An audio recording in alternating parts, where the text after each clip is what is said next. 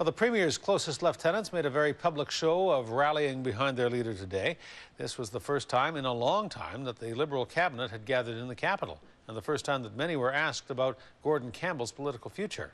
The Premier is deflecting calls to quit over the way he handled the HST, and everyone in his inner circle is, in public at least, singing his praises. K News legislature reporter Saanich North has more. Your welcoming back part. Welcome back, yes. Hello, everyone. Welcome back indeed. Now, enough niceties. What does the health minister think of his government's performance? Well, first, I think we have to acknowledge to the public and apologize to the public for the terrible job we did explaining and rolling out the HST. The bottom line is we could not have done a worse job. We may be a euphemism, classic team play, because all the criticism has been pointed at the boss, Gordon Campbell. Members of his own political party suggesting it's time for him to go, but not his closest cabinet allies. He's a great leader. I've enjoyed working with him. We're a team, and that's what we've always been, and he's the leader of our team. I've had the pleasure of working with a Premier who's made an enormous difference, and I intend to continue to work hard right alongside him. I think this Premier has got a track record that we can be very proud of. Which isn't to say the polls, the bad press, the anger, backlash, and mistrust over the harmonized sales tax hasn't led to sleepless nights and glum admissions. I am an honest person, and it is, as I said, it's hard. This integrity issue is a difficult one. I think we have to demonstrate that we are worthy of their trust. When it comes to the rollout of the harmonized sales tax, I take personal accountability for that. For some, contrition may not be enough.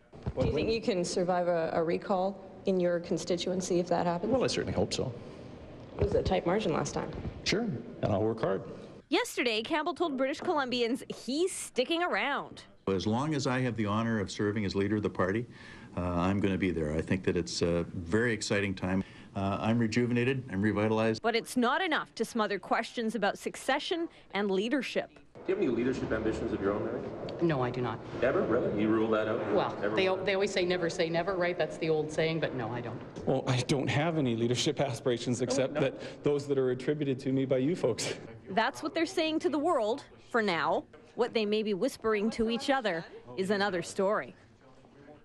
Saanich North joins us now with more on the story. Saanich, Cabinet making that a brief appearance in Victoria. This is the first, I think, in 6 weeks. Are they planning to do any work in the legislature this fall? Good question, Hudson. Government House Leader Mike DeYoung says that depends on what the Select Standing Committee decides to do about the HST petition. Now, they met briefly yesterday. If the committee sends the petition and the scrap the tax legislation that comes with it to a vote in the House, they will likely have to come back. The sooner the better. If it goes to a province-wide referendum, not so much. So we'll find out more later. The committee meets again on Monday. We'll be watching. Saanich, thank you. You're welcome.